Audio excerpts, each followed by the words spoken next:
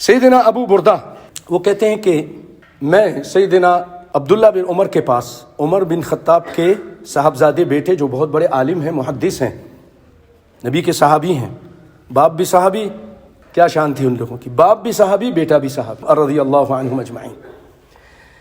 تو کہتے ہیں کہ ان کے پاس ایک یمنی آدمی آیا، بیت اللہ کا طواف کر رہا تھا، لیکن کیا اکیلے طواف کر رہا تھا؟ نہیں، حمل امہ وراء ظہرہ، اپنی ماں کو اپنے پیٹھ پر اٹھایا ہوا تھا، سوار کیا ہوا تھا، ماں اس کے پیٹھ پر تھی، اس کو اٹھایا ہوا تھا، یمن سے چل کر آیا، اسی طرح اپنے پیٹھ پر اٹھا کر یمن سے چلا اپنی ماں کو حج کرانے کے لیے، اور مکہ پہنچتا ہے اور طواف کراتا ہے، اور اس کے ساتھ مینا جانا، عرفہ جانا، مزدلفہ جانا، یہ سارے کام اس نے کیے۔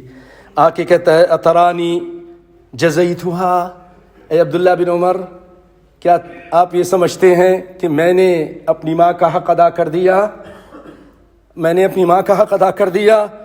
قال لا ولا بزفرہ واحدہ، نہیں، تم نے اس کو جو پیدائش کے ٹائم، تمہاری ولادت کے ٹائم جو اس کو تکلیفیں آتی تھیں، جو جس کو عربی میں کہتے طلقات، ایک درد آتی ہے، پھر کچھ دیر کے بعد پھر دوسرا درد، تیسرا درد، کہا کہ اس ایک درد کا بھی تم نے حق ادا نہیں کیا۔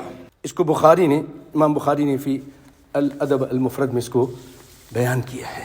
پیارے بھائیوں، اسی طرح ایک اور واقعہ، یہ بھی یمن کے ایک شخص کا ہے، اس کے راوی زرعہ بن ابراہیم ہیں۔ ان رجلا اتى عمر بن الخطاب رضی اللہ عنہ، ایک شخص آیا عمر بن خطاب کے پاس، فقال یا امیر المؤمنین، کہنے لگا امیر المؤمنین، خلیفہ تھے اس وقت، ان لی امن بلغها من الكبر انها لا تقضي حاجہ الا وظہری لها مطیہ، کہ میری ماں اس عمر کے حصے میں پہنچ چکی ہے کہ میرے پیٹھ پر سوار ہوتی ہے اور قضاء حاجت بھی وہیں پر کرتی ہے۔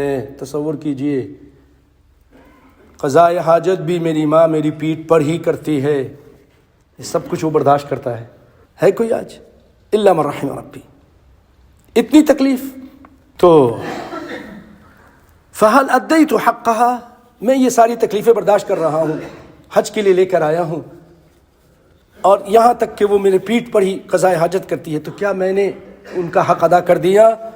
آپ نے فرمایا لا، نہیں۔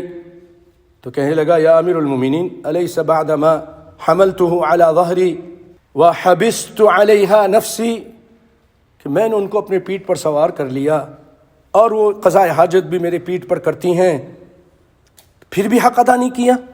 آپ کہہ رہے نہیں کیا؟ قال لا، سیدنا عمر نے فرمایا نہیں، لأنها كانت تصنع ذلك بك وهي تتمنى بقاءك۔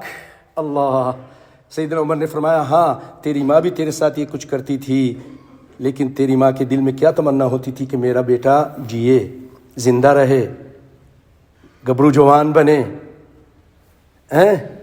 دنیا کی خوشیاں دیکھیں، اس کی یہ تمنا ہوتی تھی۔ وَأَنْتَ تَصْنَعُ ذَلِكَ بِهَا وَأَنْتَ تَتَمَنَّى فِرَاقَهَا، اور تو یہ کرتا ہے لیکن تیرے دل میں اندر ایک خواہش ہوتی ہے کہ یہ کب مرے گی، میری جان کب چھوٹے گی۔ یہ فرق ہے اس کے کرنے میں اور تیرے کرنے میں، اس کی نیت میں اور تیری نیت میں۔ پیارے بھائیوں، یہ آپ کے سامنے بیان کیا ہے، اس کو اخرجہ ابن وہب فی جامعہ، امام ابن وہب نے اس کو اپنے جامع میں بیان کیا ہے۔ اللہ تعالیٰ سے دعا ہے کہ اللہ تعالیٰ ہمیں قرآن و سنت پر عمل کرنے کی توفیق عطا فرمائے۔